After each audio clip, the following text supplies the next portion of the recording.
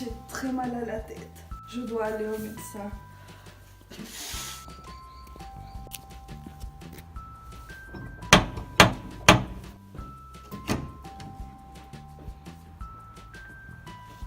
Bonjour. Bonjour. Merci d'avoir venu si rapidement. Oh, de rien. Ah, t'as de la fièvre. Prends ça et tu te sentiras mieux. Merci. De rien. Prends soin de toi.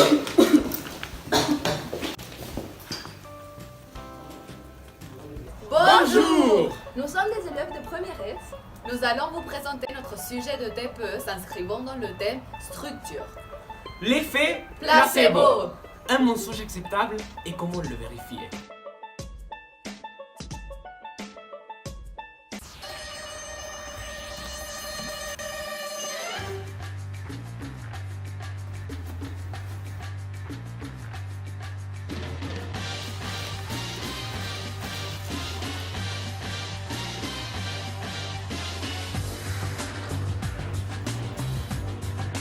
¿Sabe qué es el efecto placebo? ¿Tengo idea? No. No. No, no sé. No. De verdad que no sé. Más o menos. Un grupo musical. Creo. Comme vous pouvez le voir, il y a une grande ignorance dans la société sur qu'est-ce que l'effet placebo. Mais alors, qu'est-ce que l'effet placebo? Pourtant que dans les générations précédentes, les maladies étaient soignées grâce à des remèdes de plantes ou de substances naturelles, de nos jours, les médicaments envahissent notre quotidien et ils sont même un réflexe banal. En 1996, 56 volontaires ont fait partie d'un expériment pour tester un nouveau analgésique appelé Trivaricate. Pour chaque volontaire, dans un doigt index, on a mis la lotion et dans l'autre non. Chaque doigt index a été écrasé avec des pinces. Les sujets ont reporté que le doigt avec la lotion eût fait moins mal que celui sans. Cela ne devrait pas être surprenant, excepté que la lotion n'était pas vraiment un analgésique, sinon qu'un mélange d'eau avec du sucre avec aucune propriété analgésique. Mais qu'est-ce que a fait au sujet croire que cette lotion avait fonctionné? La réponse repose dans l'effet placebo. Un effet non explicable ou un produit sans effet thérapeutique peut faire sentir mieux à une personne. C'est un effet impressionnant que par le fait d'y croire et attendre un résultat, il fonctionne. Les premières traces de placebo remontent à l'Égypte antique. En effet, un papyrus datant du XVIe siècle avant Jésus-Christ a été découvert, le papyrus d'Héber. Ce document liste plus de 800 prescriptions, or 700 seulement sont reconnues comme des réels médicaments, les 100 restantes étant des placebos. Au Moyen-Âge, faire du placebo signifie flatter. Aujourd'hui, certains sont persuadés que l'effet placebo résulte de la volonté de vouloir faire plaisir aux médecins. Dire qu'un placebo diminue la douleur diminue. Dire que le même placebo augmentera la douleur augmente. Croire qu'un placebo va te faire sentir mieux, tu te sens mieux. C'est l'effet placebo. Croire qu'il ne va pas te faire sentir mieux, il aura l'effet contraire. C'est l'effet nocebo. D'ailleurs, les placebos ne sont pas seulement sous la forme de médicaments. Ils peuvent être des lotions, des injections, des surgeries ou de boissons. Mais pas tous les placebos sont égaux. L'effet du placebo est plus grand quand lui-même est plus grand. Ou si tu as 2 au lieu d'1. Ou 2 une fois par jour au lieu de 2 fois par jour. Une capsule aura un plus grand effet qu'une pilule. Et une seringue surpassera une capsule. L'effet du placebo varie selon le pays. Par exemple, en Allemagne, utiliser des placebos pour traiter des ulcères sert mieux que dans le reste d'Europe. Par contre, utiliser des placebos pour traiter l'hypertension ne fonctionne presque pas comparé avec le reste d'Europe. Les placebos peuvent être addictifs. Dans une étude, un groupe de femmes ont pris des placebos pour plus de 5 ans. Surprenamment, 40% ont souffert de conséquences négatives après. En plus, l'effet qu'ont les placebos dans les personnes varie aussi par l'attitude du docteur qui te la donne. Une étude a montré que quand le médecin était enthousiaste, les patients ont subi une amélioration de 64%. Contrairement, quand le docteur était sceptique, les patients ont subi une amélioration de seulement 39%. Et ainsi, on peut continuer à dénombrer des facteurs qui rendent l'effet placebo plus efficace et significatif, tels que la couleur du médicament, leur nom et même s'il est actuel ou non. En 1811, Le dictionnaire médical Hooper définit le placebo comme un nom donné à toute médecine prescrite pour plaire aux patients et non pour le guérir. L'intégration de la notion de placebo dans le dictionnaire médical prouve que les scientifiques commencent à s'intéresser au phénomène de l'effet placebo. Actuellement, la médecine est en perpétuelle évolution. De nouvelles techniques et méthodes sont mises en œuvre. Certaines théories subsistent, comme l'effet placebo. Cet effet s'explique par un mécanisme d'autosuggestion capable de soulager les symptômes ressentis par un individu suite à la production d'endorphines par le cerveau. Le but du thérapeute est de convaincre son patient de l'utilité du traitement qu'il lui fournit. Il peut donc en ressentir les bienfaits après avoir reçu un médicament ne contenant aucun principe actif. L'effet placebo est donc l'effet psychophysiologique produit par le médicament. La communauté scientifique a eu des difficultés à accepter le phénomène de l'effet placebo, car il semble impossible que le mental puisse avoir une réelle influence sur le fonctionnement de l'organisme. Encore aujourd'hui, l'effet placebo est contesté, mais de plus en plus d'études prouvent son existence.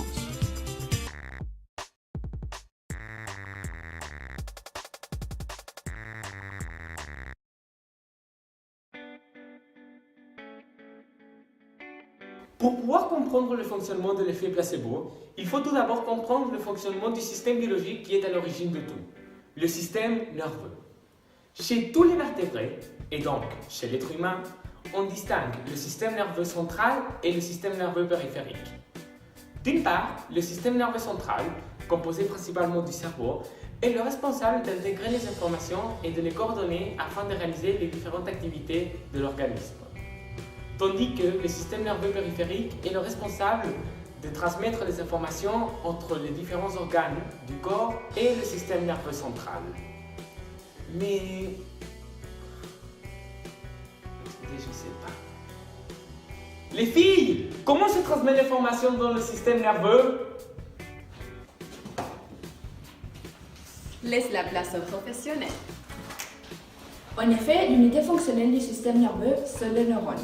Cellules ayant pour rôle de faire circuler l'information entre l'environnement et l'organisme, mais aussi à l'intérieur de l'organisme lui-même. Les neurones sont des cellules excitables, c'est-à-dire qu'un stimulus peut entraîner la création d'un signal électrique qui peut être transmis à d'autres neurones. Chaque neurone est composé d'un corps cellulaire comportant le noyau de très nombreuses ramifications d'où proviennent les informations, appelées dendrites, et d'un long prolongement fibreux qui émerge du corps cellulaire de le neurone, l'axone, par où sont divisées les informations arrivées au neurone.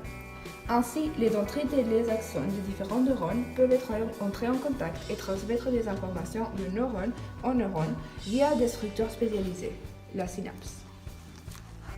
En fait, une synapse est la région d'interaction entre deux neurones, permettant le passage de l'information du neurone présynaptique à un neurone postsynaptique.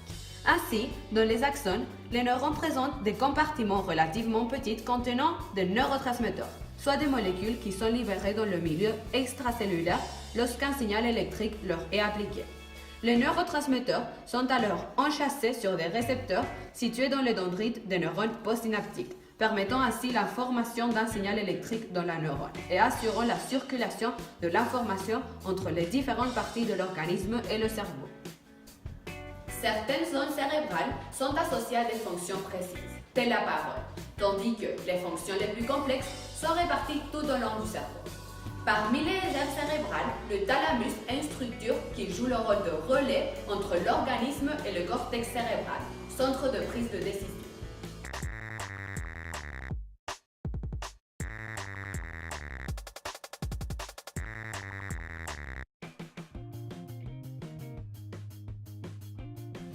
La sensation de douleur prend naissance de récepteurs spécialisés situés dans notre peau, les nocirécepteurs, des neurones qui sont activés par toutes sortes de stimuli qui peuvent altérer les tissus, tels que des piqûres, des morsures, des températures extrêmes, des chocs électriques et même des conditions de manque d'oxygène. Les nocirécepteurs transmettent ensuite un signal électrique aux neurones de la moelle épinière, lesquels vont ensuite renvoyer une réponse sans passer par le cerveau afin de réaliser un mouvement réflexe pour éviter le danger. Mais les nocirécepteurs vont aussi transmettre un signal électrique au cerveau, lequel va traiter le message pour que l'on puisse ressentir la douleur et donc pour que nous puissions nous rendre compte que notre organisme est en danger. Cependant, les actions qui permettent de diminuer le danger, comme mettre de l'eau fraîche sur une brûlure ou frotter une blessure, activent de petits neurones inhibiteurs situés dans la peau, lesquels libèrent un type spécifique de neurotransmetteurs. Les endorphines, qui vont agir au niveau des récepteurs opiacés des neurones de thalamus, empêchant le message transporté par les nocirécepteurs de passer, et donc diminuant la douleur. Il y a donc une régulation de la sensation de douleur par ces neurones libérant des endorphines. D'autre part, lors d'une activité physique intense, afin de diminuer la douleur ressentie par les personnes lors de cette activité, le cerveau entraîne la sécrétion d'endorphines par le complexe hypothalamo-hypophysaire, qui est une région située dans la partie inférieure du cerveau. Ainsi, ces endorphines vont agir au niveau des récepteurs opiacés, permettant donc aussi de diminuer la sensation de douleur. Une grande partie des analgésiques, tels que la morphine, possède une composition chimique semblable à celle des endorphines, pouvant tout de même agir au niveau des récepteurs opiacés.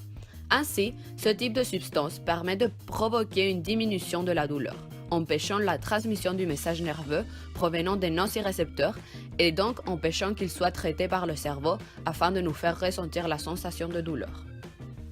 Le circuit de la récompense a été créé au cours de l'évolution par l'organisme afin de fournir la motivation nécessaire à des actions vitales comme s'alimenter et s'accoupler, en récompensant le corps pour ses actions par une sensation de plaisir.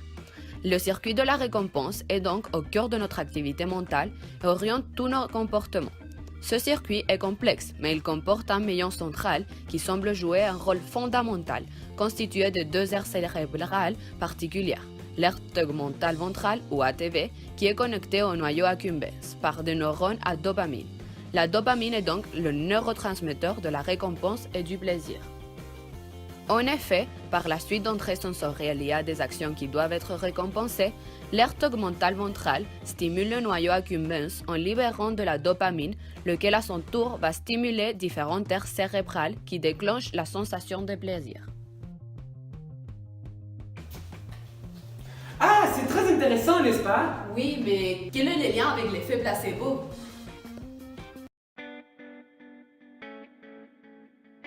met tout un réseau de récepteurs, neurorécepteurs en place via la dopamine, les récepteurs opioïdes, etc. qui vont faire croire en fait au corps que tout va mieux. Pero por ejemplo, las endorfinas, que son una sustancia que produce el cuerpo humano, a la persona le hacen sentir mejor, le hacen sentir una sensación de placer. Y que aparentemente el placebo se relaciona con la movilización de tres grupos de moléculas que son fundamentales en el sistema nervioso central relacionadas con la conducta de uno, la endorfina o las opioides, los péptidos opioides, entre ellos la beta-endorfina y la encefalina a nivel espinal, y otro es la colecistilina, que también es otro transmisor que moviliza dopamina, que sería el factor común que está relacionada con las apreciaciones de lo conductual y de la experiencia anímica que produce el dolor. Mais alors, comment toutes ces différentes molécules mentionnées par ces professionnels agissent-elles dans notre organisme lors de l'effet placebo? En 1978, le neuroscientifique John Levin a réalisé une expérience afin de mettre en évidence l'action des endorphines lors de la prise d'un placebo. Lors de cette expérience, des médicaments sans principe actif, soit des placebos, ont été donnés à un groupe de 40 patients qu'on avait extrait une dent, afin de calmer leur douleur. La grande majorité des patients ont ressenti une diminution dans leur sensation de douleur. Après une heure, les scientifiques ont redonné à un groupe de patients des placebos, tandis que le reste a reçu la naloxone, un médicament qui empêche la liaison entre les endorphines et les récepteurs opiacés dans le neurone, provoquant une diminution de la capacité analgésique des endorphines. Et en effet, John Levin a pu remarquer que les patients qui avaient reçu de la naloxone ont ressenti une sensation de douleur plus forte que ceux qui avaient reçu un placebo à nouveau. Cette expérience montre donc que l'annonce d'un effet positif sur une personne, en leur faisant croire qu'ils reçoivent un médicament pour se soigner, par exemple, entraîne la libération d'endorphines chez cette personne. En effet, ces endorphines sont sécrétées par le complexe hypothalamo-hypophysaire. et elles agissent au niveau des récepteurs opiacés, provoquant aussi l'inhibition du signal transporté par le nocicepteur vers le cerveau. Le seul fait de penser qu'une action va nous permettre de diminuer la douleur prouve donc que notre organisme libère des endorphines afin de concrétiser cette diminution de douleur. De plus, en 2007, une équipe de neurologues de l'Université de Michigan a réalisé une étude qui cherchait à observer une zone du cerveau qui s'activait lors de la prise en placebo. Ainsi, lors de cette étude, les neurologues ont injecté une solution salée inoffensive à la mâchoire des sujets afin de provoquer une légère douleur. Ensuite, les neurologues ont procédé à administrer des placebos à une partie du groupe en leur disant que c'était des antalgiques. Enfin, les cerveaux des sujets ont été étudiés par imagerie nucléaire, soit par imagerie par résonance magnétique ou par tomographie par émission de possession. Les résultats sont élégants. Les personnes étant convaincues d'avoir reçu un antalgique présentaient une activité particulière dans une zone précise du cerveau, le noyau accumbens, accompagné de sécrétion de dopamine. Le circuit de la récompense intervient donc dans l'effet placebo, montrant que l'attente d'un soulagement peut être similaire à l'anticipation d'une récompense.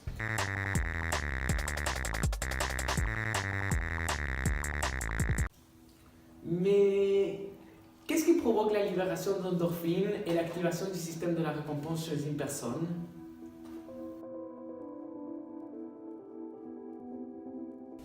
Las enfermedades no solamente son un fenómeno biológico. La enfermedad hay que entenderla como un fenómeno que tiene también un componente psicológico, otro espiritual, otro social. El factor psicológico tiene un peso tremendo. Mais alors, en quoi le facteur psychologique est-il si important lors de l'effet placebo? Il existe plusieurs théories psychologiques qui expliquent la production d'endorphines et l'activation du système de récompense chez une personne à partir du placebo. Condicionamiento para cuando uno le da comida al perro, el perro saliva porque le van a dar su comida. Lo que hizo él es poner una campanita y hacerle tilín tilín cuando le dan la comida, entonces el perro asociaba el estímulo de la campanita con la comida y después con solo que sonara la campanita el perro empezaba a salivar. En quoi le conditionnement de Pavlov est-il une théorie expliquant l'origine de l'effet placebo? Vers la fin du 19e siècle, le médecin russe Ivan Pavlov a fait une très célèbre expérience dans laquelle il faisait sonner une cloche lorsqu'il servait la nourriture à un chien, celui-ci salivant en réponse. Un jour, Pavlov a fait sonner la cloche, mais n'ayant pas servi la nourriture. Cependant, le chien a quand même salivé. Pavlov venait de montrer que l'association entre un stimulus initialement neutre, le son de la cloche, et un stimulus significatif, la nourriture, pouvait créer l'association entre le stimulus neutre et la réponse au stimulus significatif, dans ce cas la salivation du chien. Ainsi, la seule sonnerie de la cloche va déclencher de la salivation chez le chien, même s'il n'y a pas de nourriture. La réponse au stimulus significatif devient donc la réponse au stimulus neutre. Le conditionnement de Pavlov peut aussi être appliqué à l'effet placebo. Par exemple, lorsqu'on prend un médicament, nous finissons par soigner. Donc, le cerveau relie l'action. Prendre un médicament, par la conséquence, aller mieux. Donc, nous pouvons prendre un médicament, même s'il s'agit d'un placebo, et nous sentir mieux avec la libération d'endorphines par notre corps qui rend cette action possible. L'importance du conditionnement de Pavlov comme source à l'origine de l'effet placebo a été mise en évidence en une expérience menée par le neuroscientifique Fabrizio Benedetti en 2007. Dans cette expérience, il a divisé des athlètes en 3 groupes. Au premier groupe, il a donné des substances dopantes pendant les entraînements et puis il a donné un placebo le jour de la compétence en les conditionnant. Au deuxième groupe, il a uniquement donné des placebos le jour de la compétence sans conditionnement. Et au troisième groupe, il n'a donné aucun traitement. Benedetti a constaté alors que le premier groupe possédait une bien meilleure tolérance à l'effort que les autres. El placebo está justamente relacionado con esta autosugestión, este convencimiento, esta convicción de que el medicamento es estupendo y que entonces el medicamento está hace bien. Mais alors, qu'est-ce que la suggestion? La suggestion est la plus ancienne des théories pouvant expliquer l'effet placebo, ayant été étudiée par le médecin et neurologue Hippolyte Bernheim au début du XXe siècle. La suggestion est l'acte par lequel une idée est introduite dans le cerveau d'une personne et acceptée par lui.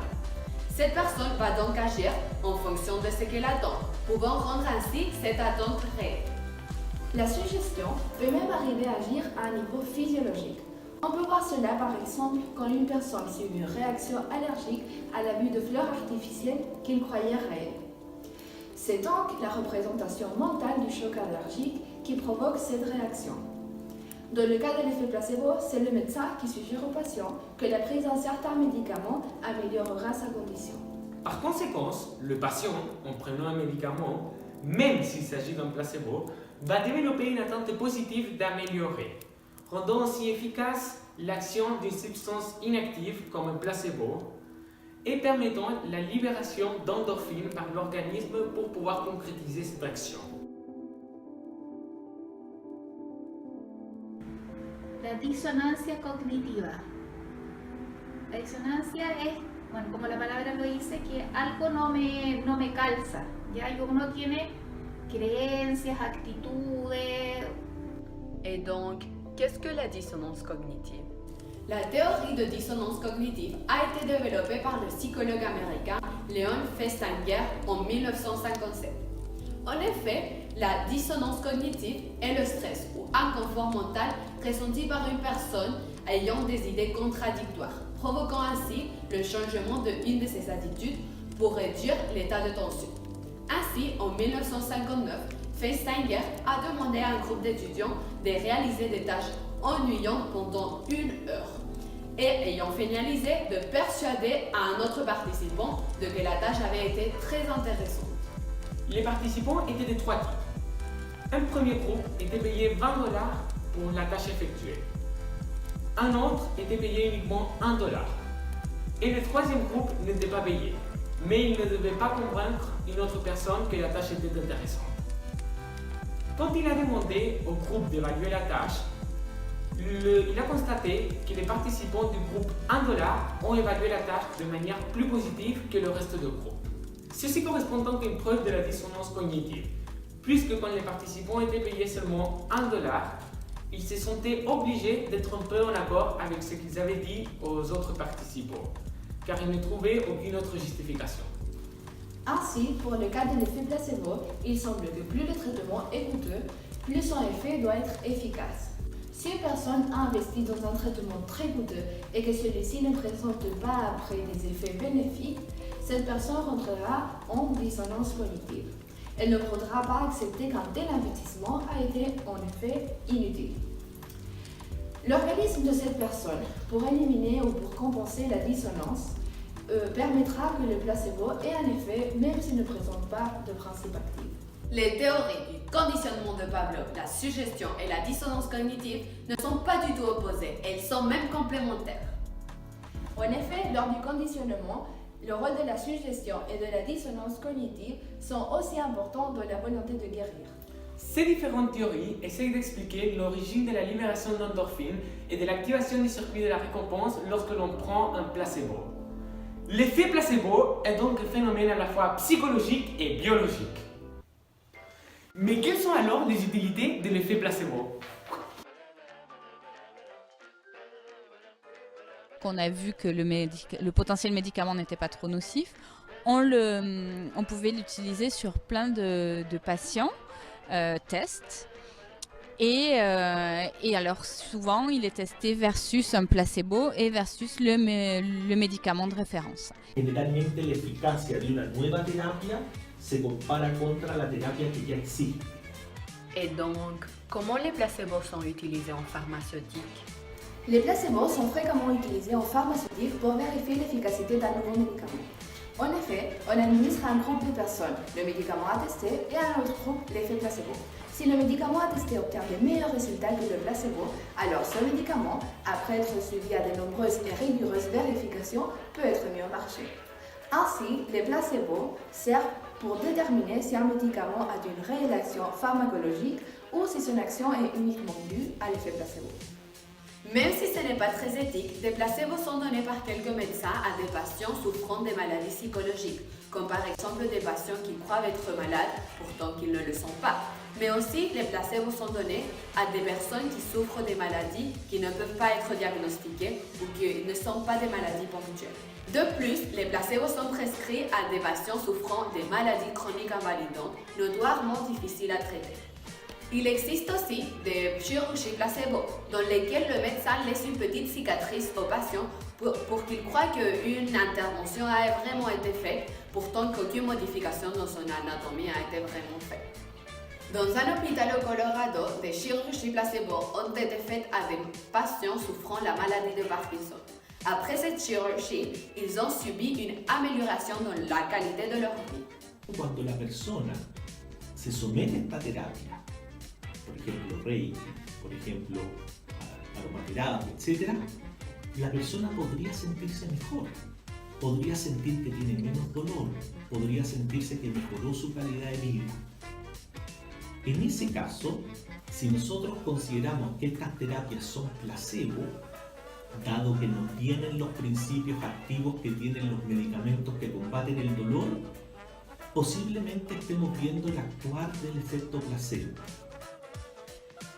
Según la necesidad que tengan las personas, por ejemplo, sobre todo cuando se trata de una índole emocional, la gente se acerca acá a las flores de Bach. Este puede ser un complemento de un tratamiento psicológico que trabaja más la psique, la mente y las emociones. Acá hablamos solamente de lo que uno siente, de cómo vivir lo que sentimos y cómo aprender a vivir con lo que nos está sucediendo. Et donc, de quel autre type de thérapie l'effet placebo agit-il? Enfin, les traitements pour lesquels la science n'a pas encore donné d'explication, tels que la médecine homéopathique, sont actuellement expliqués par la science à travers l'effet placebo. De même, de nombreuses thérapies, telles que les cures thermales et les massages, devraient leur effet bénéfique à l'effet placebo, puisqu'il n'y a aucun principe actif qui agisse dans ce type de thérapie. Mais attendez, cette chose de l'effet placebo n'est pas du tout éthique. Oui. Mais ce sera jamais un référentiel dans un essai clinique contre un anticancéreux ou un anti-infectieux. Pourquoi n'est-il pas éthique d'utiliser l'effet placebo dans certaines situations? En 1975, l'Association médicale mondiale a signé la déclaration d'Helsinki-Tokyo, qui spécifie particulièrement les principes appliqués à la recherche médicale. Ainsi, d'après cette déclaration, on ne peut pas priver un malade d'une thérapie reconnue valable, de façon à qu'il serait interdit d'administrer un placebo s'il existe déjà une autre thérapie plus efficace. De plus, lors de la recherche médicale, l'efficacité d'un nouveau médicament doit être comparée par rapport au meilleur diagnostic existant lors de la réalisation de l'étude, de façon à qu'aucune personne participant à l'étude va être privée d'un véritable traitement. Cependant, dans les études dans lesquelles il n'existe pas encore de méthode diagnostique, on peut avoir recours au placebo. L'effet placebo est un phénomène qui permet à une personne de se sentir mieux en prenant un médicament sans aucun effet thérapeutique. Il faut remarquer que pour que l'effet fonctionne, la personne doit être convaincue que le médicament qui lui est fourni est un vrai médicament avec un effet réel. La tromperie est donc la base de cet effet, lequel est biologiquement réel et à l'origine des changements dans notre organisme, lesquels permettent de nous soigner. De même, l'effet placebo est d'une très grande utilité en pharmacologie et chimie en permettant de vérifier l'efficacité de nouveaux médicaments. Comme l'effet placebo a un effet biologique se basant de la tromperie, le mensonge, la question sur l'aspect éthique de ces substances n'est pas encore tout à fait résolue. En effet, de nombreuses personnes considèrent contre-éthique d'administrer un placebo à une personne sans qu'elle sache qu'il ne s'agit pas d'un vrai médicament.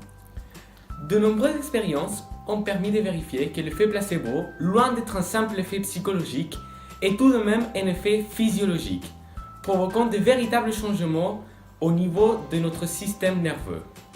De plus, les techniques d'imagerie médicale développées au cours du XXe siècle ont permis d'observer les ondes du cerveau activées lors de la prise d'un placebo. Et il faut aussi tenir en compte les nombreuses expériences qui ont permis de confirmer que l'effet placebo est tout à fait réel. Nous avons tout de même décidé de faire une intervention dans une classe de CM1 afin de leur expliquer notre sujet de TPE, l'effet placebo. Nous leur avons tout d'abord expliqué qu'est-ce que l'effet placebo et comment il est présent sans même nous rendre compte dans notre vie quotidienne. Ensuite, nous avons répondu leurs nombreuses questions sur le sujet. Et finalement, nous avons réalisé des activités dans lesquelles les enfants devaient mobiliser ce qu'on leur avait enseigné sur l'effet placebo. Cette intervention a été une expérience formidable, tant pour nous, même comme pour les enfants de CM1 qui ont pu apprendre sur un thème qui leur était totalement inconnu, l'effet placebo.